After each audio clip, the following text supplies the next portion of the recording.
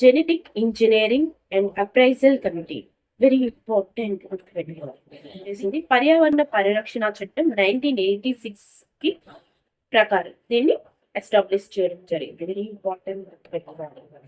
Biotech నియంత్రణ కోసం very important.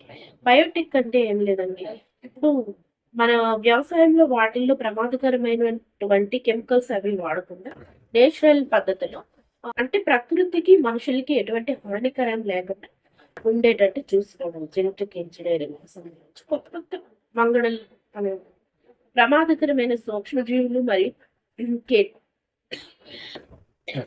Recombinant ఉపయోగాన్ని మదింపు చేయడం. బయోటిక్ పరిశోధనలో మన పర్యావరణానికి హాని కలగకుండా భద్రతగా ఏ విధంగా పర్యవేక్షించాలి, రక్షించాలి అనేది ఈ జెనెటిక్ ఇంజనీరింగ్